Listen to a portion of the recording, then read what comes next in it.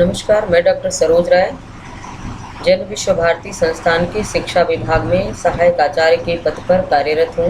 आज मैं आपसे बातचीत करूँगी गीता शिक्षा दर्शन क्या होता है। गीता विशाल महाकाव्य महाभारत का संक्षिप्त एवं सार तत्वांश है, जिसके मात्र 18 अध्याय हैं। इसमें कुल 700 श्लोक अत्यंत सरल एवं सुबोध संस्कृत भाषा में लिखे गए हैं।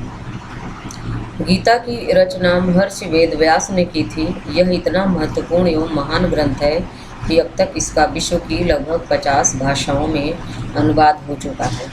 गीता एकमात्र ऐसा ग्रंथ है जिसमें धर्म, दर्शन, नीति, आचार विचार का सुंदर समन्वय मिलता है। गीता में कर्म, ज्ञान तथा भक्ति को एक दूसरे का पूरक एवं सहायक बताया गया है। गीता में ज्ञान की सशरीर व्यक्ति के रूप में कल्पना की गई है, जिसका शरीर तो जानकारी है तथा हृदय प्रेम है। इसमें योग तथा कर्म पर बल दिया गया है। ज्ञान, ध्यान, प्रेम तथा सेवा योग की 4 अवस्थाएं बताई गई हैं तथा योग का मार्ग ही हमें अंधकार से प्रकाश की ओर तथा मृत्यु से अमरता की ओर ले जाने वाला मार्ग बताया गया है। गीता शिक्षा दर्शन के प्रमुख तत्व, यह 2 पक्ष होते हैं। इसमें सबसे पहला होता है आध्यात्मिक पक्ष, दूसरा होता है व्यावहारिक पक्ष। आध्यात्मिक तत्व में ब्रह्म तत्व, जीव तत्व, जगत तत्व, पुरुषोत्तम तत्व, पदार्थ तत्व, मोक्ष अवस्था। ब्रह्म तत्व सगुण और निर्गुण दोनों रूपों का वर्णन करता है, किंतु ये पृथक शरीर न होता है, बल्कि ब्रह्म से ही संपूर्ण इंद्रियों का ज्ञान प्राप्त होता है। जीव तत्व, जीव ब्रह्म की परा प्रकृति है। शरीर को क्षेत्रज्ञ कहा गया है। आत्मा क्षेत्रज्ञ है क्योंकि वह शरीर की प्रत्येक क्रिया को जानता है। शिक्षा द्वारा हम आत्मा के माध्यम से ही शरीर के विभिन्न कार्यकलापों को जान सकते हैं। तीसरा है जीव तत्व। जिस प्रकार बीज से वृक्ष बनता है और वृक्ष पुनः बीज में विलीन हो जाता है, ठीक वैसे ही प्राणी परमात्मा से उत्पन्न होता है और उसी में विलीन हो जाता है। शिक्षा द्वारा हम इस मूल बीज से आत्मसात करते हुए विद्यार्थी को ज्ञान दे सकते हैं। पुरुषोत्तम तत्व, गीता में इसे परम तत्व कहा गया है। यह अक्षर नाशवान तथा अक्षर अविनाशी है, अर्थात शिक्षा द्वारा पुरुषोत्तम को प्राप्त किया जा सकता है। पदार्थ तत्व, विश्व में सभी तत्व क्षर, अक्षर या पुरुषोत्तम होते हैं। अपरा प्रकृति का, अक्षर परा प्रकृति का तथा पुरुषोत्तम परा अपरा दोनों ही है। शिक्षा के द्वारा हम दोनों ही पदार्थों तथा तत्वों को जान सकते हैं। मोक्ष अवस्था, आत्मा के साथ से मुक्त हो जाने की अवस्था मोक्ष अवस्था है। यह ब्रह्म में स्थित हो जाने की अवस्था है। अर्थात गीता में कहा गया है कि मुझे जानने का प्रयत्न करो। यदि तुम मेरा चिंतन नहीं कर सकते तो योगाभ्यास करो। यदि यह भी अनुकूल नहीं है तो अपने कर्मों को करो। यदि यह भी अनुकूल नहीं है तो मेरी सेवा करने का प्रयत्न करो। यदि यह भी कठिन लगे तो अपने कर्तव्यों का पालन करो, किंतु फल की इच्छा न करो। शिक्षा के स्तर के अनुसार व्यक्ति चिंतन, योग तथा कर्म की सेवा करके अपने जीवन के या तथा शिक्षा के उद्देश्यों को प्राप्त कर सकता है।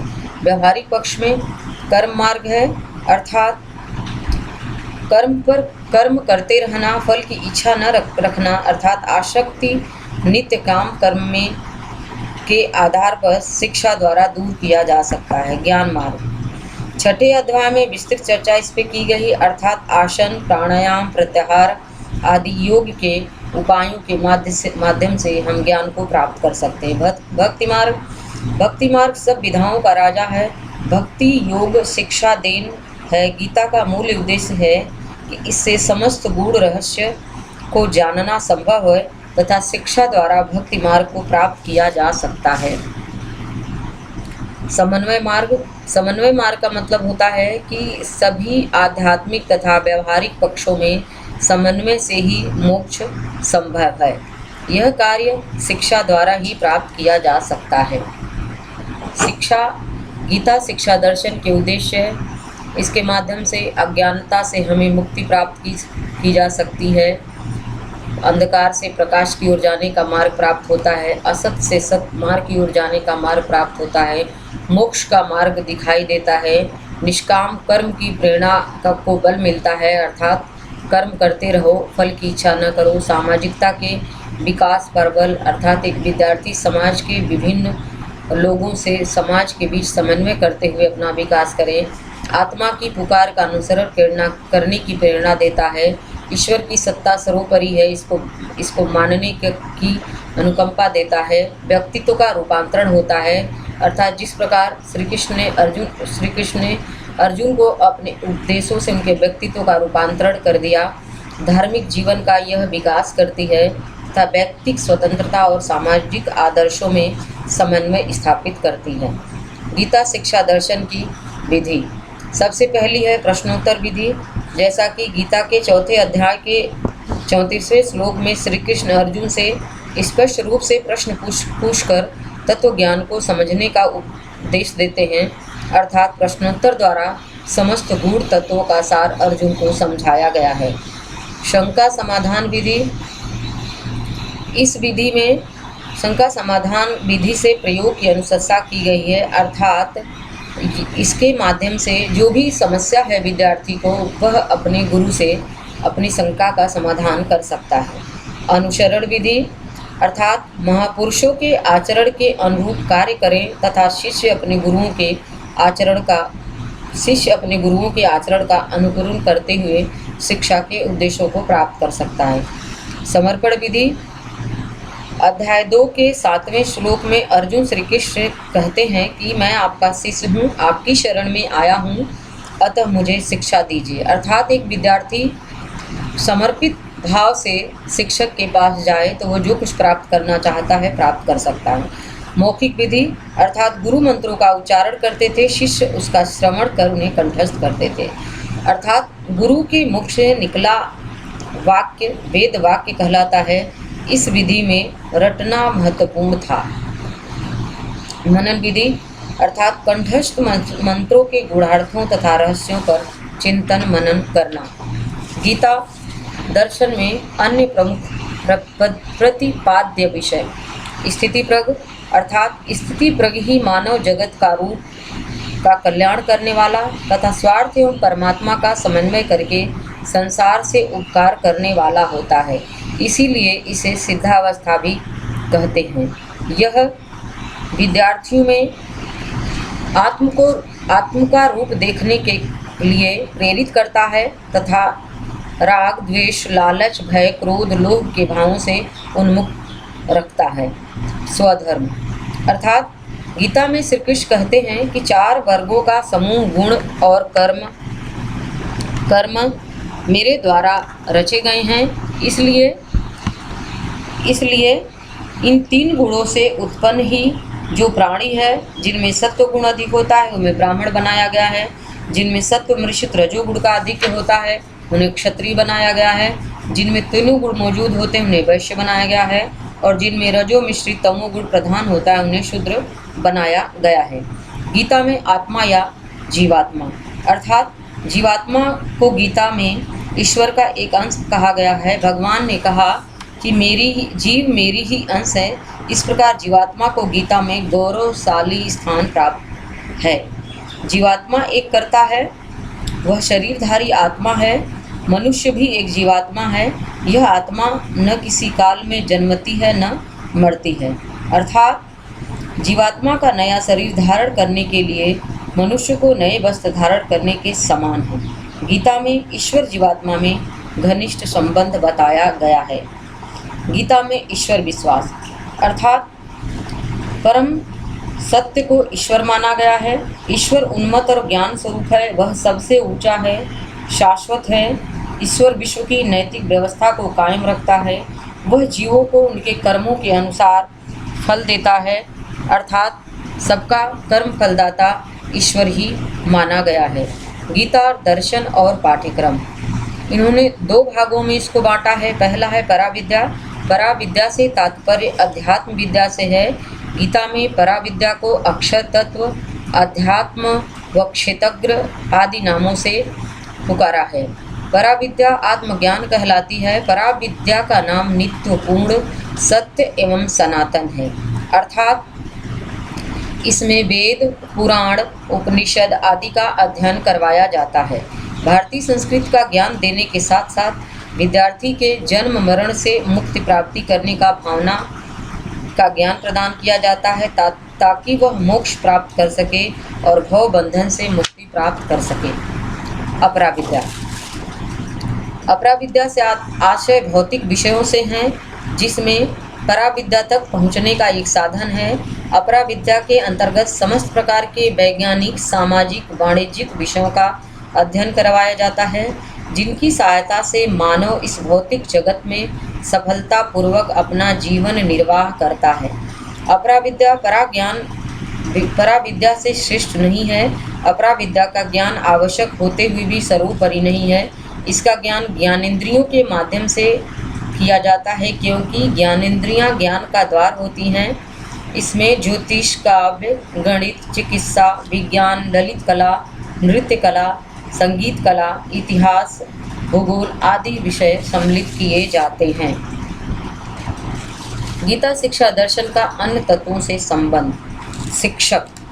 शिक्षक के लिए उन्होंने कहा कि शिक्षक का यह दायित्व होता है कि वह अपने शिष्यों में यह आत्मविश्वास जागृत करे कि विद्यार्थी सफलता प्राप्त कर सकते हैं। शिक्षक विद्यार्थी की चिंताओं से मुक्त करके सफलता का विश्वास दिलाए तथा उसे सभी पापों से मुक्त करने की आशा उत्पन्न करे। जैसा कि गीता का संपूर्ण ज्ञान देने के पश्चात श्री कृष्ण अर्जुन से कहते हैं कि हे अर्जुन, मैंने तुम्हें गुप्त से गुप्त ज्ञान प्रदान करने किया है, पर इस पूरी तरह से तुम इस पर विचार करना और विचार करने के बाद जैसी इच्छा हो वैसा करना।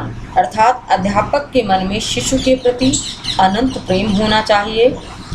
अध्यापक विद्यार्थी के हित की कामना करे, अर्थात उसके लिए कल्याणकारी मार्ग का संदेश दे तथा शिक्षक विद्यार्थी के व्यक्तित्व का समादर करे।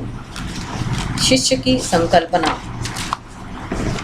विद्यार्थी की संकल्पना ईश्वर के रूप में की गई है, अर्थात विद्यार्थी के बाह्य शरीर और आत्मा दोनों को प्रशिक्षित करना महत्वपूर्ण बताया गया है, क्योंकि बालक का शरीर भी उतना ही पवित्र और उत्तम है जितनी उसकी आत्मा।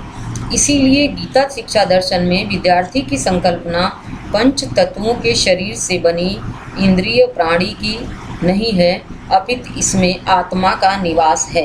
इसलिए जो अध्यापक ईश्वर में विश्वास करते हैं वो अपने विद्यार्थी के लिए स्नेह और प्रतिष्ठा की कामना रखते हैं, उपेक्षा की नहीं। अर्थात विद्यार्थी को ज्ञान प्राप्त करने के लिए श्रद्धा होना आवश्यक है। श्रद्धा का आशय कदापि नहीं कि बिना प्रश्न किए अध्यापक की हर बात स्वीकार की जाए, अर्थात श्रद्धा और विनय के साथ परिचर्चा आवश्यक है। यदि मन में संशय रह जाए तो उसका निवारण अध्यापक शिक्षक की समस्याओं के समाधान के आधार पर करे, अर्थात उसकी सभी शंकाओं का निवारण करे, उसमें क्षमता उत्पन्न करे। अनुशासन की कल्पना।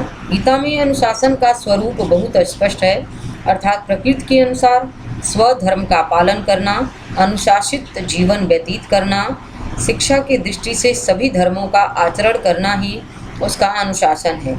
दमनात्मक अनुशासन करने वाले अंततः ईश्वर के पास जाते हैं। उसमें व्यक्ति के स्वतंत्रता के प्रति गीता शिक्षा दर्शन की झलक मिलती है, अर्थात संकल्प को महत्व प्रदान किया जाता है। अनुशासन का आधार कर्म फल है या कर्मों से उत्पन्न प्रभावों की उत्कृष्टता होनी चाहिए। आश्रम व्यवस्था। गीता में आश्रम व्यवस्था महत्वपूर्ण है, क्योंकि एक विद्यार्थी को आश्रम में रहकर ही शिक्षा ग्रहण करनी है और वहीं पर उसमें ईश्वर का निवास होगा, उसके दायित्वों का निर्वहन होगा। गुरु शिष्य संबंधों की बात अगर करें तो गुरु शिष्य के मध्य मधुर संबंध होना चाहिए, आत्मिक संबंध होना चाहिए, स्नेहिल संबंध होना चाहिए तथा गुरु की दृष्टि में बालक ईश्वर का साक्षात रूप होता था। इसलिए इन दोनों के बीच एक अच्छा संबंध होना चाहिए। वर्तमान समय में गीता दर्शन की उपयोगिता है, क्योंकि आज भी कर्म को उतना ही महत्व दिया जाता है जैसा कि पहले दिया जाता था। श्री कृष्ण ने अपने समय में इसी तरह से लक्ष्य व आस्था से भटकती हुई संस्कृति में क्रांति उपस्थित करवा दी थी, क्योंकि कर्म जीवन का दूसरा रूप है। हम जीवन की विविध क्रियाएं जीवन पर्यंत करते रहते हैं। जब मनुष्य कर्म करता है तो मानवीय चेतना से यह आशा भी की जा सकती है कि वह विभिन्न कर्मों से उपयुक्त कर्म का चुनाव करे। धन्यवाद।